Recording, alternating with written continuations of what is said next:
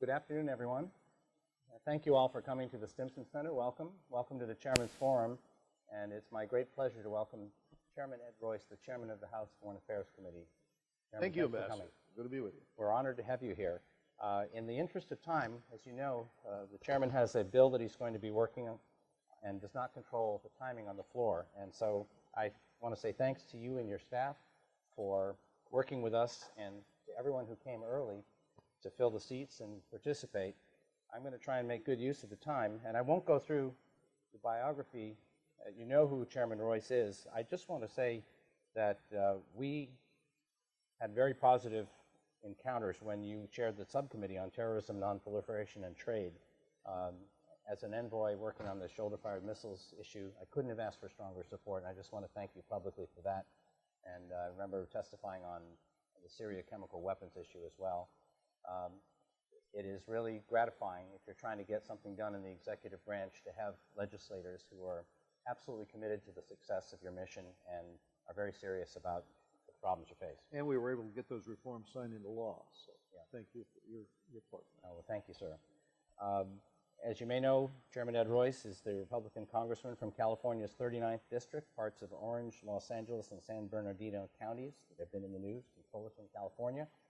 And so let's turn right to it. You've just been traveling, and if I'm not mistaken, you've been in Tunisia and Jordan and Iraq.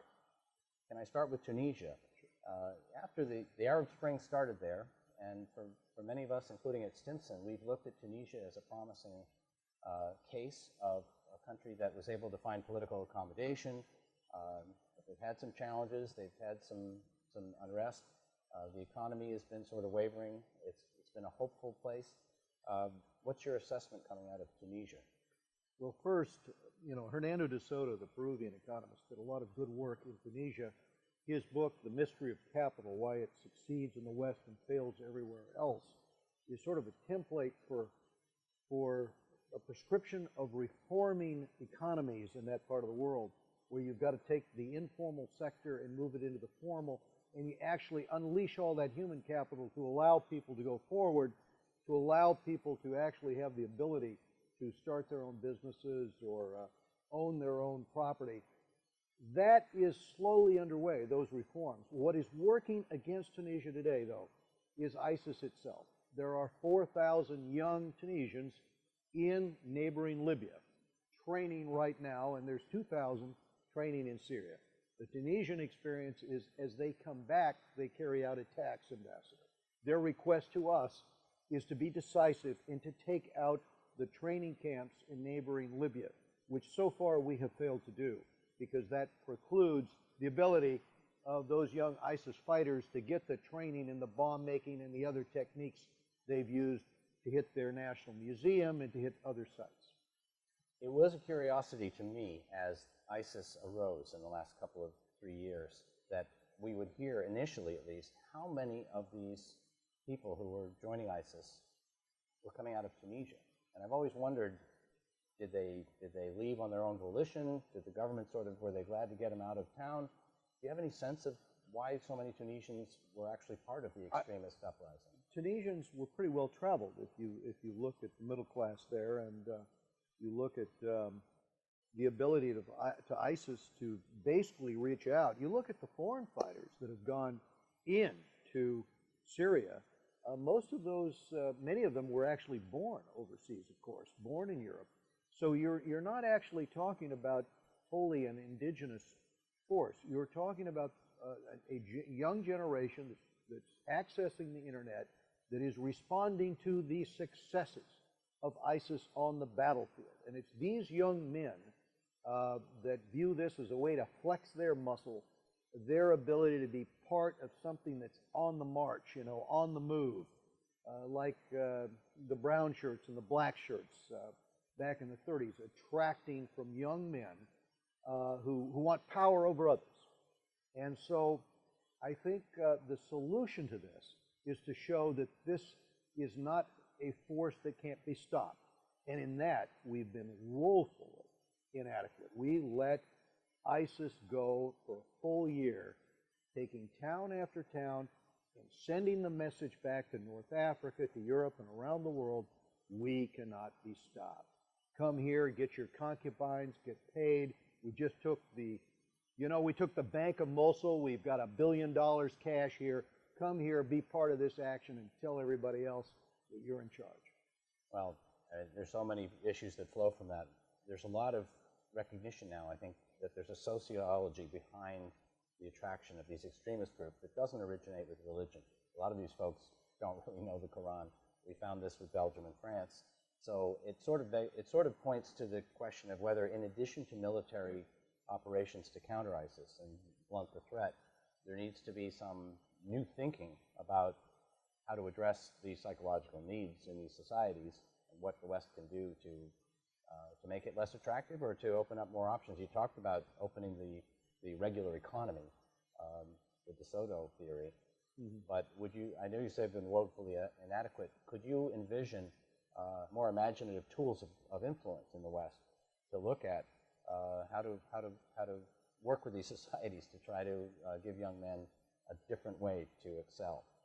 Well, I will say we've been up to Palo Alto to talk to the chief engineers at Google and other,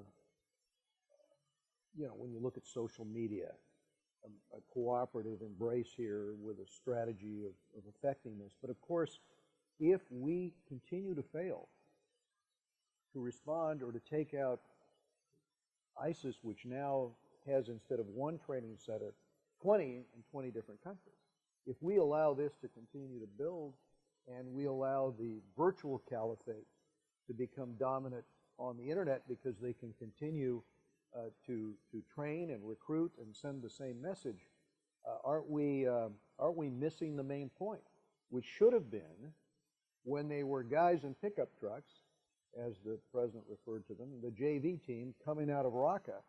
Shouldn't we have taken them out? And when they established their own training center with 6,000 young men being trained in Libya, shouldn't we, with our allies, take them out? Now, if we don't lead with air power in this, others are not going to follow. We've got a very anemic effort underway right now. And the other point is that when we have those who have been pushed out of their villages, and I was just up with the Christians, the Yazidis, the Sunnis, the Kurds, all of these tribal factions want to take their villages back. But to do it, the Kurds, for example, which are the only ones that are really armed, have 40-year-old weapons.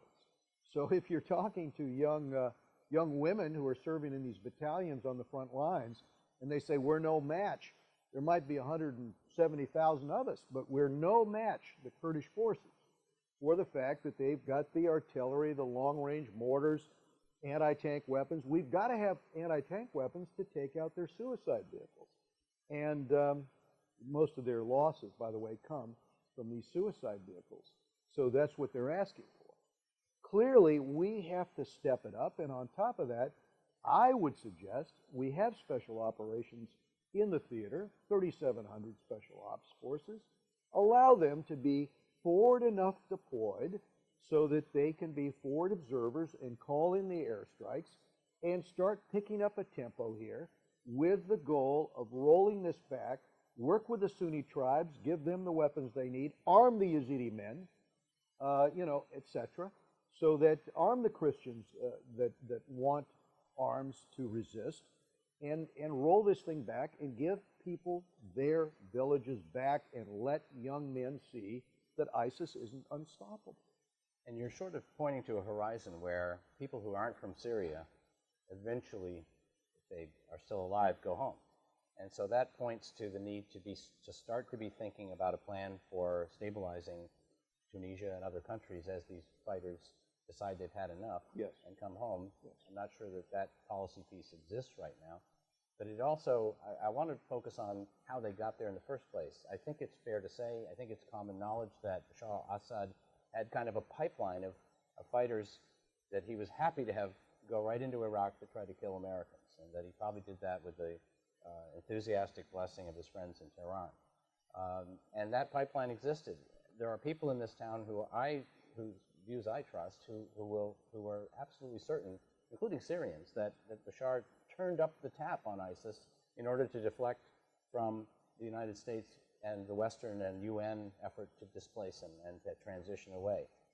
Is that Our your view? policymakers believe that he actually cooperated with them on issues, well, like energy, oil, and so forth, Right, he was buying the oil. currency, and Sure. so forth, because he saw this as a way to point to somebody else and say, hey, it's either me or it's them. So you did not see his troops engaging against ISIS, and you saw a lot of machinations which allowed ISIS to fill space that otherwise maybe the Free Syrian Army. For example, you would see him bomb the Free Syrian Army from the air while ISIS closed in against the Free Syrian Army. So he did that, and he's obviously, we know what happened in the jails. That's been revealed. We know certainly what's happened to 13+ million displaced Syrians. You were in Jordan, 700,000.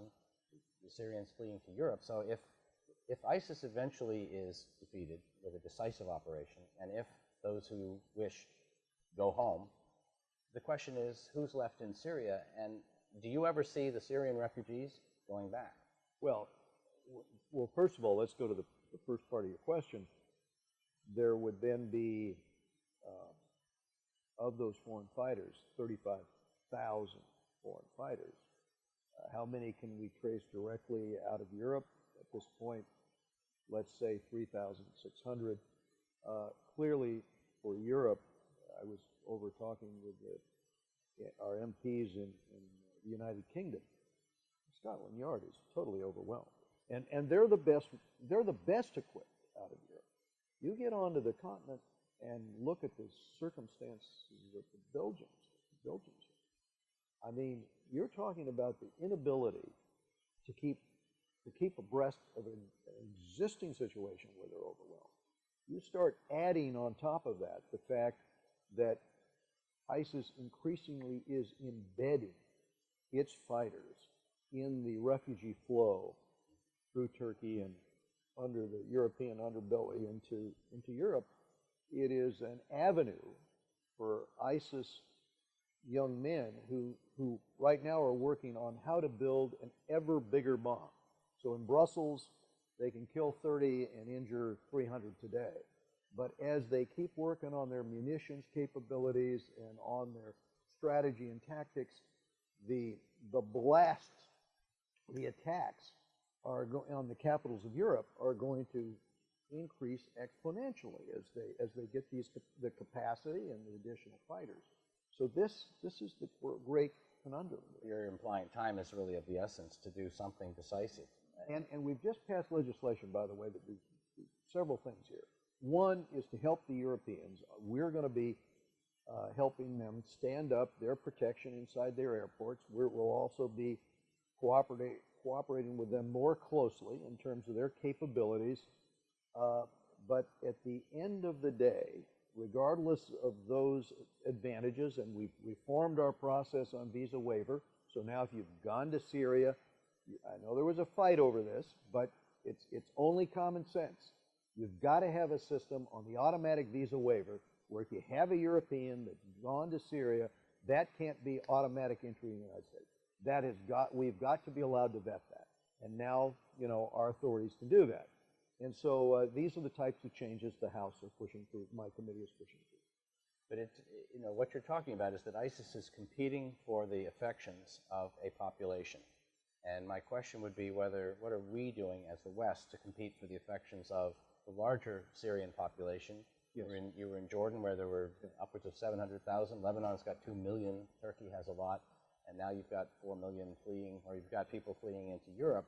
I've always wondered whether this is more than just a humanitarian issue. We've written some big checks for water and hygiene and food and shelter, but these kids are going to grow up, and we've seen that movie with the PLO.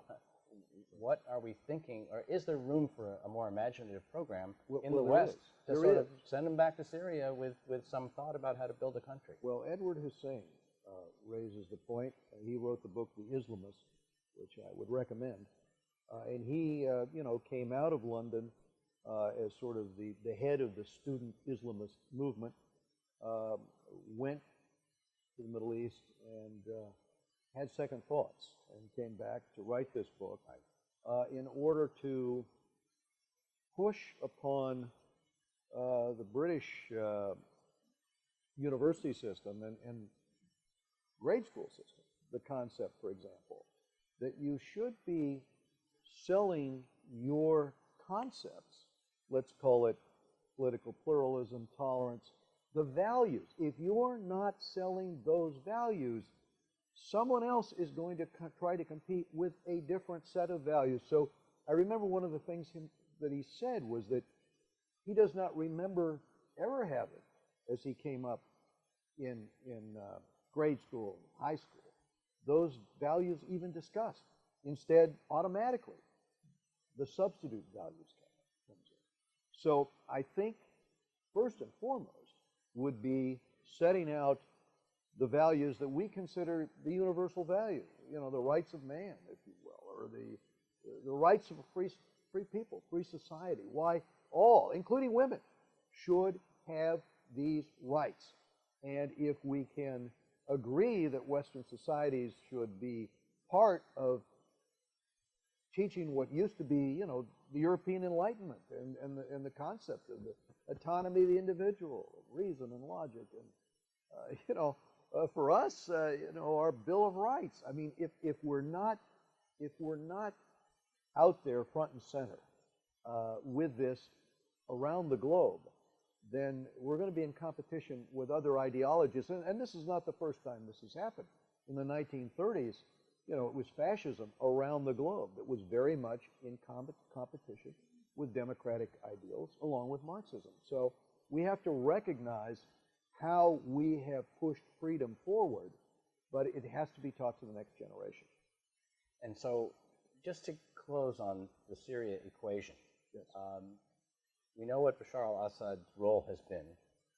He's the guy with the suit and tie, and ISIS is a lot less attractive, and some people have taken that choice. But there's a lot of bill of particulars on his watch. The Arab League years ago called for him to go to The Hague and face crimes against humanity charges. And he's as charming as the guy is, and I've met him, and a lot of people have met him. That doesn't matter. He's done what he's done.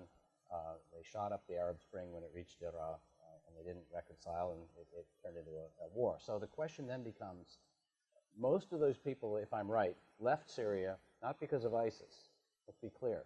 They left because Bashar al-Assad's army either drove them out or was going to conscript them under duress. And that's every time you talk to the Assyrians, that's why they left. So they're never going back. We had Caesar, who was the photographer. Right. You brought in for the army. Right. And his job was to photograph the victims of the prisons of the secret police. Assad has like 13 separate agencies. And they hauled in people, Sunni and Shia, and, you know, Alawite, Christian, you name it, and just tortured and killed tens of thousands. The photographs we saw were a mere 10,000. I think he had 50,000 photos, but there were 10,000 of them where they identified by number, like a lot of totalitarian regimes. They become obsessed with quantifying everything. And so you had individual numbers on the bodies of the tortured victims that had been killed. You begin to realize the impact that was having on Syrian society. It was driving people mad. And the protests started in Damascus. Many of us saw it on CNN, the people walking in the street saying, peaceful, peaceful. And then you saw Assad's, you know, legions, you know, line up there and set up the 50 calibers and just start mowing people down. And that's how this all started.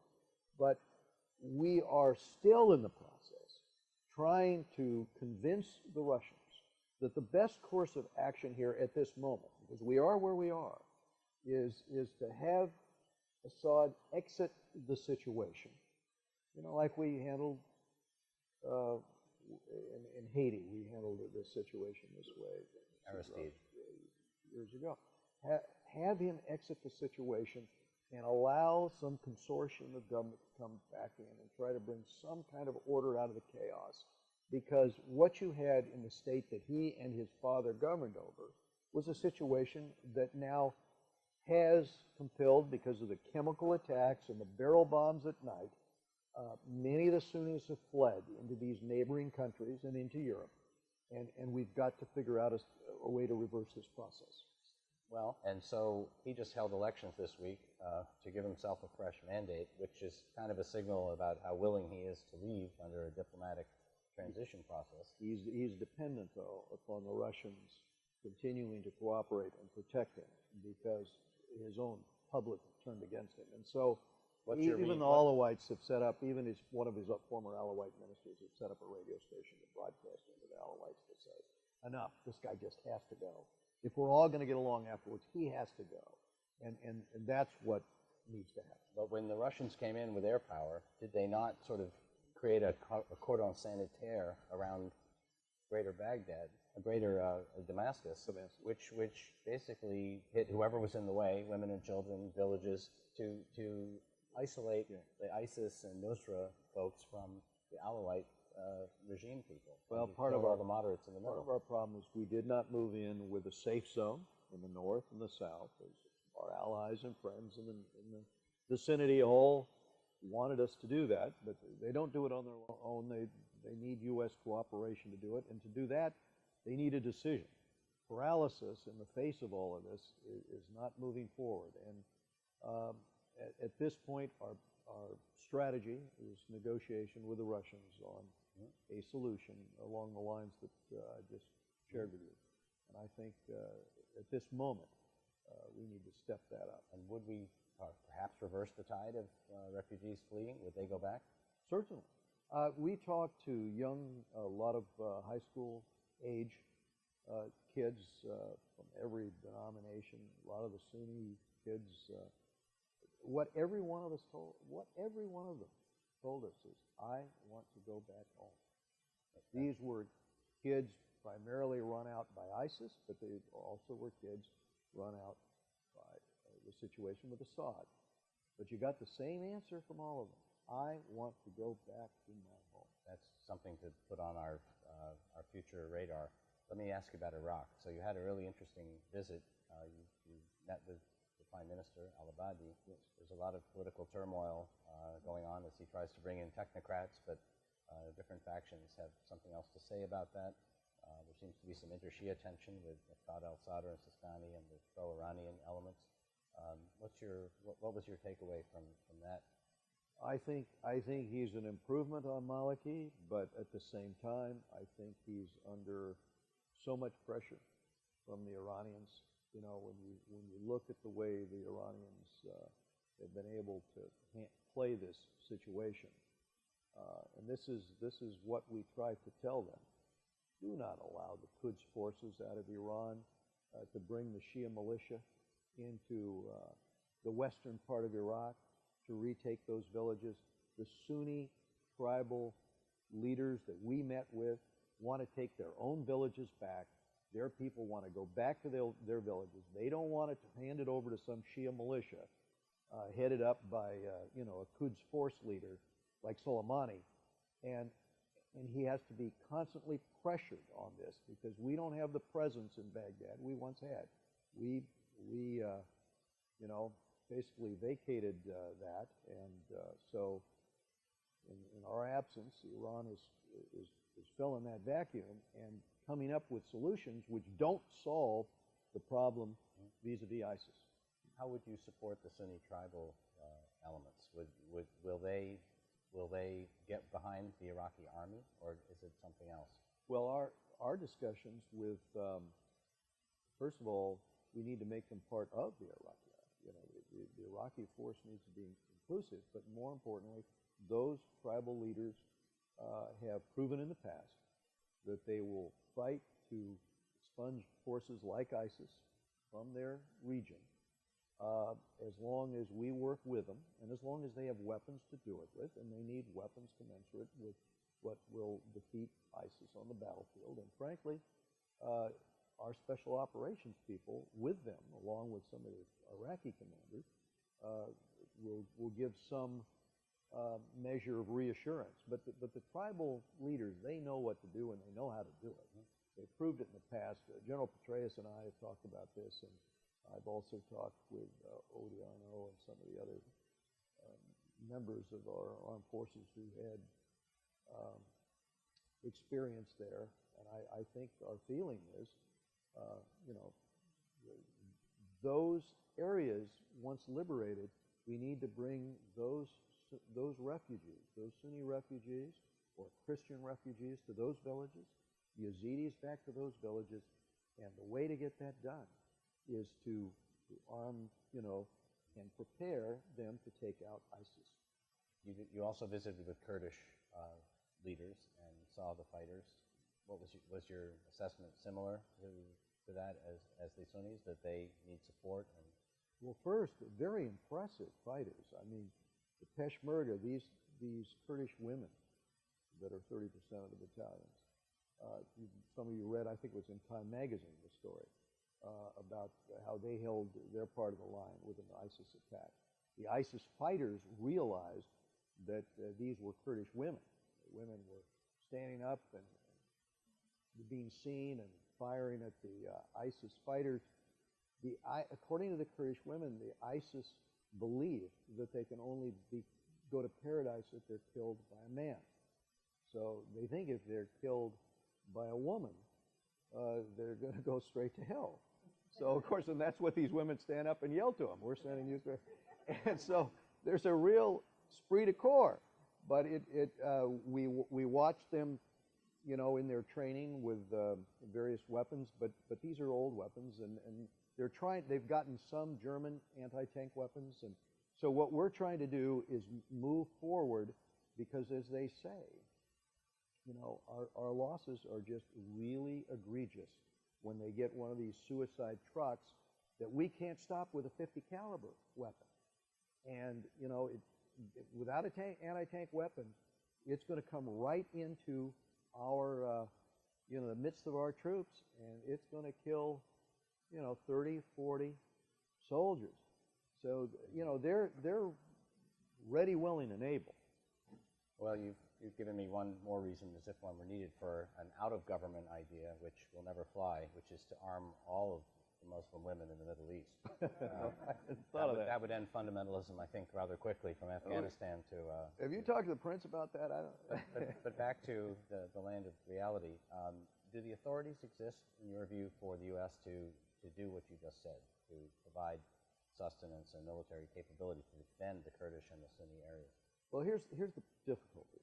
If you let nature take its course, you know, maybe eventually, with muddle through, you're slowing ISIS down and you're reversing course on the battlefield. But we don't have that kind of time when ISIS is setting up on all of these different hotspots around the globe, East Africa, North Africa, Central Asia, new training and command centers. They can make decisions quickly. They're not in paralysis there. If we don't find a way to go in and wrap this thing up quick all the way back to Raqqa and take this out and send the message that this is not the future, this caliphate, it's not here.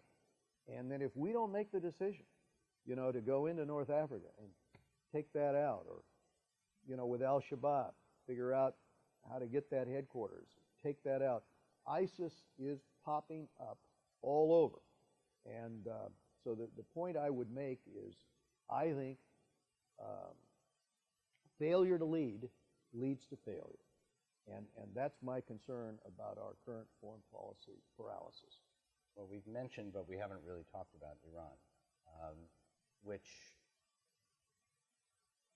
actually started a fundamentalist combination of political power and religious power, which was unprecedented for hundreds of years in the world in 1979. And many would compare essentially the playbook of what they did with a spectacular media event, the embassy hostage crisis, to the beheadings of ISIS, grabbing of territory, means of sustenance, weapons, recruiting people to their cause, and trying to elbow out of the way any rivals. A similar playbook. Do we have a similar concern about the way this regime has acted for 37 years? Yes, in 1979, they turned back the tide of history, which up until then was rolling towards modernity. And when that happened, and you know the consequences for so many Persians, tragic consequences once that happened in 79. But that also then spurred that theocracy, then spurred the actions of the Wahhabi institutions, clerics, to come to the decision, well, then we need to compete with that, and maybe that's the way to do it. So Iran has its permanent revolution to extend the Shia crescent, and now we have the Deobindi schools, for example, West Africa, East Africa, Central Asia, pushing off the concept, selling this concept that fundamentalism or confrontation, this is the way to spread the faith. And as a consequence of that, you now have changed the culture, as explained to me by moderate Muslims, like the governor of the province where Boko Haram is now. I remember him telling me, we've got this consequence, this blowback, where there's a new madrasa, the new code is confrontational, it's very radical, and eventually they'll come for me because they're going to consider me an apostate. They're turning the clock back. So as the clock was turned back by the Ayatollah, so was it, turned back by the clerics in their efforts. So all of this is a consequence.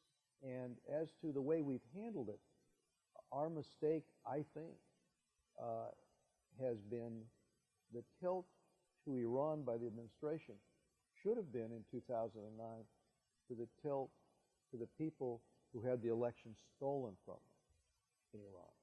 The great irony is that the Gallup polling shows that 2/3 of the people in Iran wanted a Western-style democracy without a theocracy. But because of the power of the Iranian Revolutionary Guard Corps, which has nationalized the assets, they now have superimposed over them this entity which becomes ever more powerful. Much has been said about the nuclear agreement, and I don't intend to use precious time rehashing that. But in the heat of the congressional discussion of it, the president said, look, we were only trying to stop Iran's pathways to the bomb. That was our sole focus. And I beg to differ because if you go back to his UNGA speech for the leaders of the world in September of 2013, he had a much more expansive future vision that these talks could lead to a new understanding based on respect, and he reached out. And if I read the body language of the administration in the last 2 years, it has been more a quest for rapprochement and détente, and not just the terms of the JCPOA. I wonder if you agree with me on that. And the real question is, number one, is there any merit in pursuing rapprochement and détente with the regime as you understand it? And number two, in the light of the elections we've just been hearing about, the parliamentary and Assembly of Expert elections, where there was a reform slate that did well in Tehran, and people are excited about that. I've heard that hit record a few times now, under Rafsanjani and Khatami, and now Rouhani, and now the Tehran elections. Does this offer genuine hope to address what you just said, which was the turning back the tide of modernity around the world? Well, first, let's recognize what happened in those elections, because in the first round of elections, the submissions were made by the Greens and by the reformers who had the election stolen in 2009. Those candidates were not allowed to run. So the election was actually between the hardliners in Iran and the hardliners in Iran. And so at the end of the day, every one of those candidates was picked by the Ayatollah. All right? So regardless of the outcome of that, the fact remains, and this is like an East German election. I was on an exchange program years ago, and they were explaining, oh yeah, we have 7 different parties. Yeah, but the same guy picks the candidates for all 7 parties. So yeah, you have an election, but it's that kind of a circumstance. I wanted to explain that. And second, we have not broadcast into Iran or with social media done the things in 2009 that really would have bolstered the people who are basically disenfranchised. And the other observation I would just make is that we are seemingly not having success in changing the attitude of the Ayatollah, because the last speech I saw ended with, death to the little Satan, death to the great Satan. And those usually aren't the words of someone who you're making progress with, especially after he's finished the sentence, and this was actually some months ago, but it's the responsibility of every military man to figure out how he can help us mass produce ICBMs. Now, you might have thought that, well, maybe that's a massive space program, except he put on the side of the last two that they launched off, Israel must be destroyed, and, he does it in Hebrew. I just don't see how they're telegraphing the punch to say anything other than, look, these are our intentions, and given that, I do not think now, after all we've done, that adding them and giving them access to the U.S. dollar so that they can further stabilize their regime, they want to be able to go through our financial system here and have the ability to basically dollarize or boost the value of their currency, because their currency value is. If we allow them that, again, the beneficiary will be the entities that have nationalized it. The Iranian Revolutionary Guard Corps, that's in charge of the ballistic missile program. So this is the conundrum we're in right now. Well, yesterday, I think, the State Department issued its annual human rights report. And you won't get me started on the different stovepipes that give you a foreign policy view through the lens of one special concern or another. But yesterday, it was the human rights DRL's turn, and Secretary Kerry presided over it. I just want to read you something Secretary Kerry said. I think he was talking about ISIS and Syria, but we've been talking about Iran. He said, and I quote, "Some look at these events and fear democracy is in retreat. In fact, they are a reaction to the advance of democratic ideals, to rising demands of people from every culture and region for governments that answer to them," unquote. That's in the preface to the Human Rights Report that just was issued. How does that relate to U.S. policy on Iran? Well, which was one of the five most egregious violators cited by the State Department yesterday. If we look at the number of people put to death, political prisoners, in Iran last year, it was much higher than the year before. It averages 3 a day, I believe. It's a number which is going up, and if we speak for a minute about the hostage situation, they've just taken another American hostage, and when his dad was sent over to plead for him, now he and his father are in Evin prison, which, by the way, is the worst prison you want to be in. So the human rights attitudes in Iran are different among the general populace than they are among those who believe in the Shia revolution. If you believe in the Shia revolution and you're dealing with apostates, and they're trying to disseminate, let's say, their faith, then their fate is to lose their lives. And this should be understood, I think, by our policymakers and by the American people. Well, this is what we're dealing with. As we look ahead to whoever comes next in the executive branch, I think the question I would ask you is, when you look at everything we've just discussed, Iran's help to Syria, Iran's role in Iraq, Iran's language, Iran's post-JCPOA activity, is this evidence that they are on the march? Or alternatively, are these the actions of a regime that's worried about the ground underneath their own feet? You look at 2009, You look at the amount of executions, and even the fact that they came to the table to try to get sanctions lifted, but didn't really buy the rapprochement.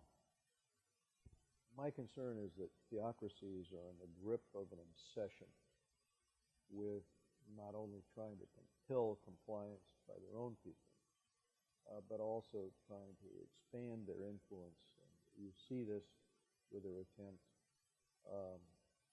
Yemen, that was an ally of ours, that was overthrown.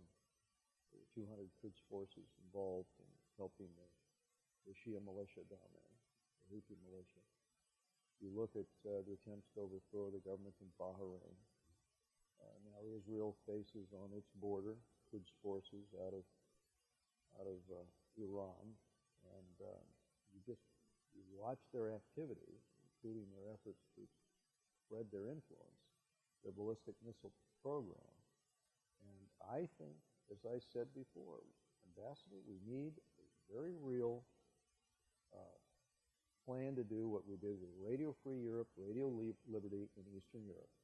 We need to broadcast in to the Persian people and the Azeris in that country a steady amount of information on universal human values, on human rights, and explain what's actually going on day to day inside that country, and see if it doesn't have the same impact it had in Poland or in East Germany. It is illegal to have satellite dishes, and I've seen pictures of tanks rolling over them. I know, but there's also social media. There's so many ways for us to get information into that society if we have the will to do it. And what I don't want to see is a circumstance where we view that as confrontation.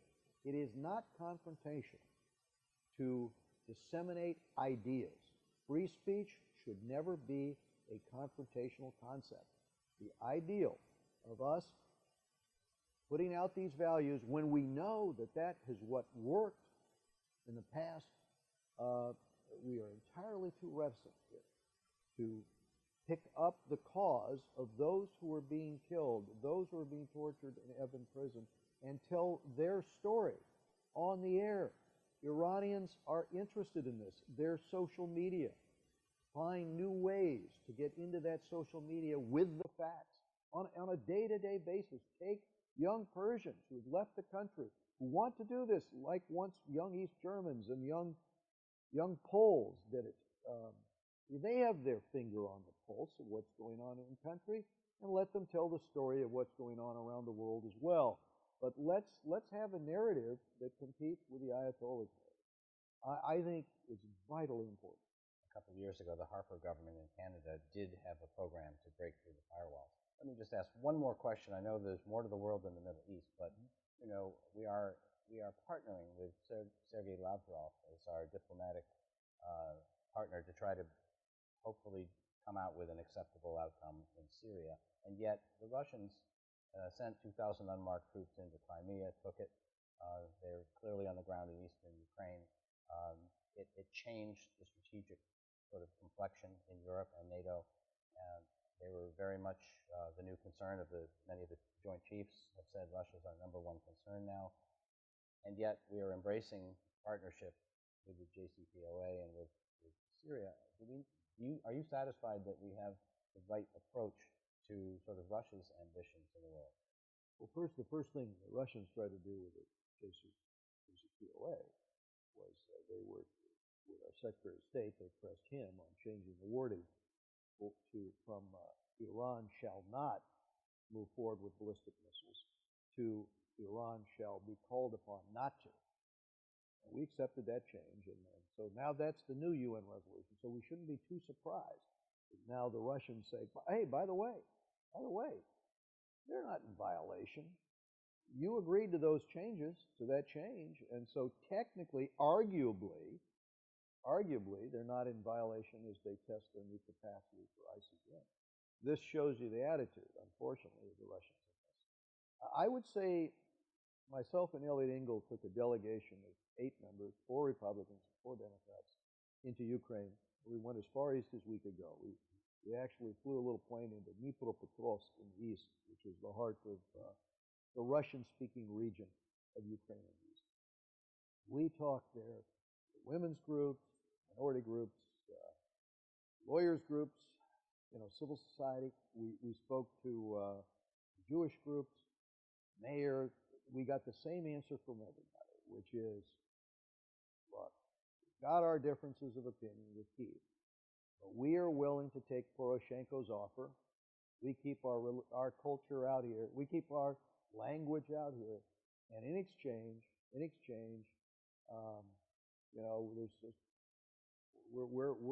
we want to be part of the Russian government, of the government in Ukraine, because we don't want the Russians here. They say, here's what the Russians are doing. They're sneaking in Russian speakers. We can tell because the accent's a little different. And, they're getting every malcontent and every skinhead that Putin's people can find on the internet, training them, sending them here to create trouble. That's not our problem. We can find these guys. We're holding them in the brig. Our problem is the Russian armor out there. And we don't have anti-tank weapons to defeat that armor. And the administration will not allow us to have them and block other people from giving them. Now, I know the administration has a certain concept here that we don't want to expand upon. But when you've got an active situation in the eastern part of Ukraine where you're not allowing people to defend themselves, remember what Churchill said when he got angry with us because we couldn't make a decision. He said, give us, the ability to defend ourselves, right? Give us the tools. That was his appeal to the West, and that's what we did early in the war. We gave them the tools. If we give the tools to the Ukrainians in the East to put further pressure on Russia, it might be possible, at least the Ukrainians certainly believe this, to change the dynamics and convince at least the Russians to pull back out of Luhansk and Donetsk and cut a deal to have the sanctions lifted, right, which would happen immediately after they would do that. And we can get back to a dialogue about our mutual interests. And boy, there's one we really share, and that's what's happening with radicalization around the world. And in southern Russia, that's a huge problem. I would like to see if we couldn't at least try something that our allies want us and need us to do, because others are watching. In the Baltic states, they're saying, well, look, are you going to allow the Ukrainians to defend themselves against the Russian armor in there? Of course, the Russians are claiming, well, that's not our armor, those are volunteers. But you and I all know that's a facade, that's a Potemkin village. So those are Russian units of armor operating in the East, and that's what is the biggest problem for Ukraine. Well, I might add that as having a privileged nation, Russia being a permanent member of the UN Security Council, for them to violate the Geneva Convention by having unmarked troops with no insignia and marking is something that I believe should not go unnoticed and unremarked. There's some privileges that come with having the veto at the UN, and they seem to be violating them. Let me move. You passed some legislation, bipartisan legislation, on North Korea. You're talking about sort of answers to some of these threats around the world, a very tough set of sanctions. What's your view on what needs to happen with the North Koreans for the missile threat and nuclear threat to Northeast Asia and beyond?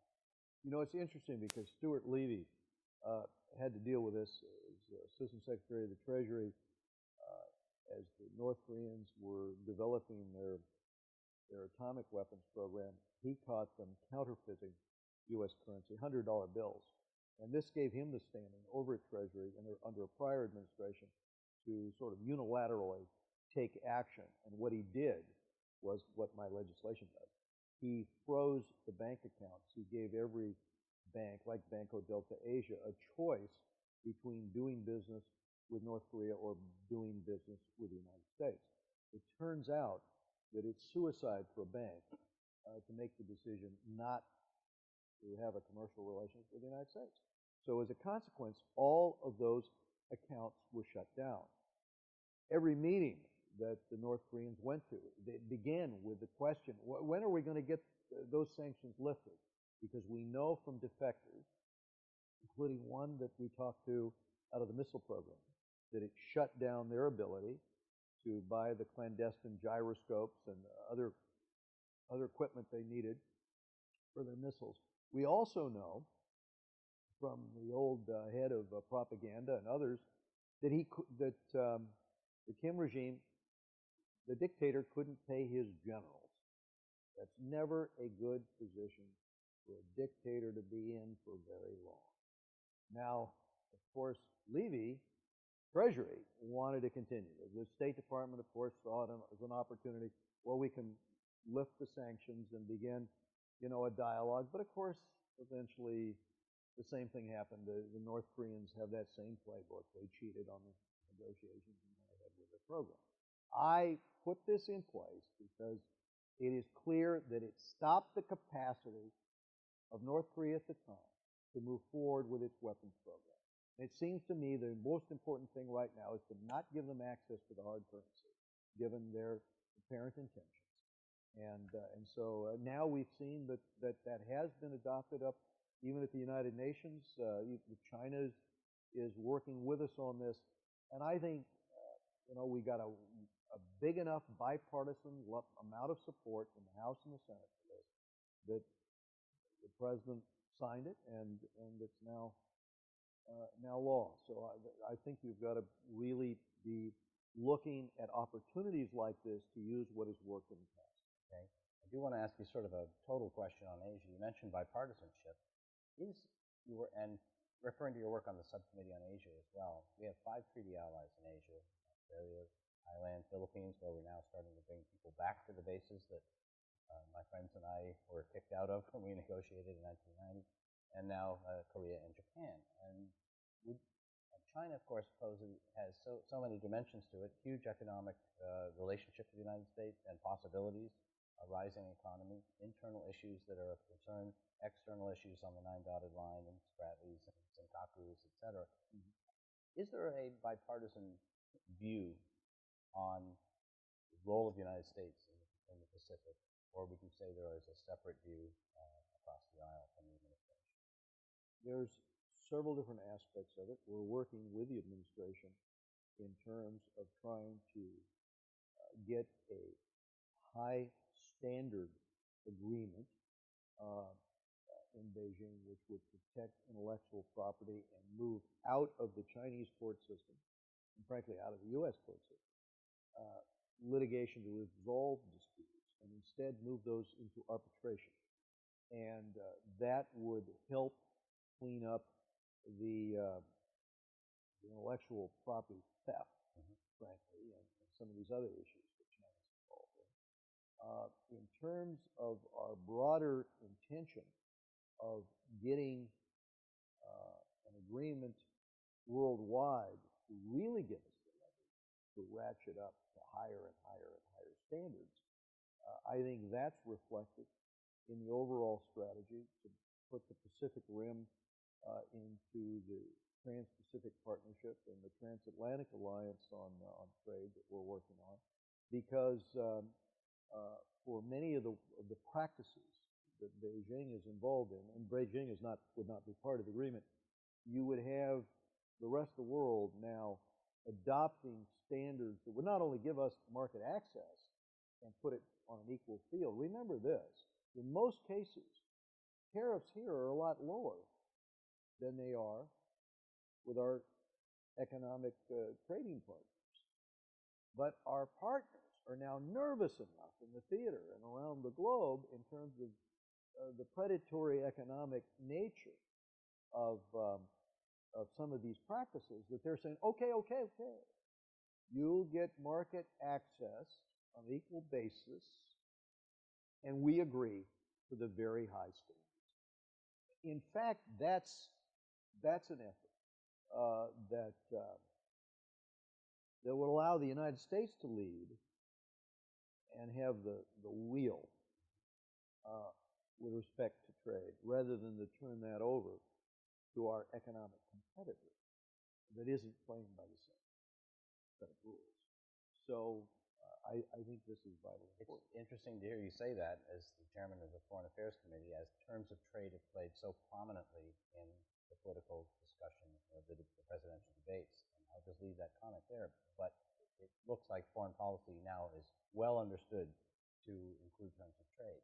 It's not a specialized area anymore. But just in terms of geopolitical role, leadership, the glue that maintains stability and has for so many years, that has had an umbrella of security over Japan, that has been a stalwart ally of Korea. Is there any question in your mind and from your committee that the consensus behind those policies lives on? There's a worldwide consensus. For example, the Treaty of the Sea is basically accepted by all the nations of the world except one.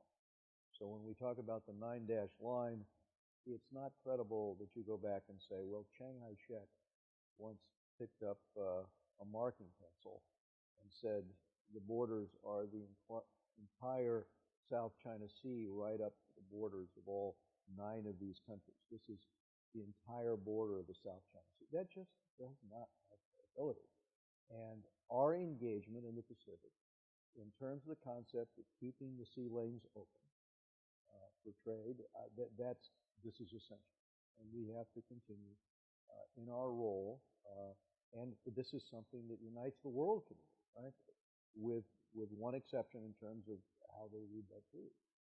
I want to come back to where we started and hopefully leave time for some questions from the floor before you have to go. Different issue, wildlife poaching, something that you and many members of Congress turn out to have a very strong interest in. Stimson Center spends a lot of time looking at illicit trafficking. It started with nuclear nonproliferation and has led all the way to rhino poaching in southern Kenya, where we see a connection between illicit networks and terrorist financing, for example. You have been a champion on that score. Can you tell us where you think Congress can play a constructive role? Well, my legislation is in the Senate now, the Global Anti-Poaching Act. And my hope would be that the Stimson Center's efforts on broadcasting the importance of this initiative reaches more people and puts pressure on the Senate to take action. And I'll share with you why. Just one real-life example. So when one of the national parks in Africa, it was depopulated by attacks by Al-Shabaab that took out all of the elephants. And shortly after, they delivered the tusks to the International Criminal Syndicate in exchange for the cases of ammunition they were seeking. 25 cases of heavy ammunition for every tusk brought back. They returned, and there's a university near the national park, and went in and slaughtered close to 200 students at the university. Were killed and more injured because this is an ISIS affiliate and they don't believe in Western-style education. There is a direct tie right now, whether it's Boko Haram or these Lord's Resistance Army, you name the outfit. Al-Shabaab is in terms of rhino horn, is a major offender, and certainly with the elephant tusk. We could see in our children's lifetime these species obliterated from the planet. Or we could understand that just like we had to take action with blood diamonds, back when Al-Qaeda was using blood diamonds, and we had to take action right in Liberia with Charles Taylor, the time has come for us to do something decisive and connect the relationship. And so there's a whole series of steps in the legislation which will allow us, and you know our capabilities with spy satellites and everything else, our rangers who are on the ground working with their park rangers are so bullish, I can't tell you, about getting the capacity to be able to access in real time information and work with the local militaries and to go after these terrorists who are ISIS affiliated and take them out, because what's happening is the international criminal syndicates buy them from the terrorists, then it's sent out around the globe, and whether you're in San Jose, California, or you're in Shanghai, China, you are complicit if you are taking this ivory. We need this legislation to shut all of this down, and we thank you very much, for what you're doing to put light on this. Excellent. And we'll come back to your office with the kind of low-level things we're doing with the local forces. I know we're running short. Do we have time for a question from the floor? We certainly do. We have a microphone. Why don't we start back in the back, please? Could we get the mic over there? Please stand. Tell us who you are, and keep the question crisp so that the chairman has time to answer. Over here, please. Thank you. Rita Chen from the Central News Agency, Taiwan. Thank you, Congressman, for your wonderful analysis. Yes. We also know that you are very familiar with the Taiwan Strait issue. I'm just wondering that how will you elaborate the pro-Strait relation after May, especially the president-elect of Taiwan, Dr. Taiwan, is going to be in the office? And from Congress side, how will U.S. help to maintain the peace and stability on the Taiwan Strait, and what are your expectations for the U.S.-Taiwan relationship in the future? Thank you. Well, I passed legislation through the House reaffirming the Taiwan Relations Act, which is one of the examples of how Congress is involved and long has been involved for over 30 years in setting foreign policy as it relates to stability in the Straits. And at the same time, I'm leading the delegation. We will be in Taipei. And, we will be with the president. Pardon? No, we would miss votes if we did that. But I will tell you this: I have one member of my committee who is retiring, Matt Salmon. So and he knows Mandarin, and so I've suggested to Matt, why don't you go over so you can be at the ceremony, and then our delegation will come when we get out of session. So we will be in Asia again, and we will certainly be in Taipei. So I want to get down to Tainan because of the earthquake down there. My wife and I made donations to relief efforts, but our hearts go out to the people of Tainan, and we want to be down to see the relief efforts. We appreciate the fact that so often teams from Taiwan, when there's an earthquake or a natural disaster anywhere in the world, they send teams out to help. So, thank you. Gentleman right here, please. There you go. Please tell us who you are. Is the mic working? Yes, it is. Okay. So don't blow on it. We have the mic.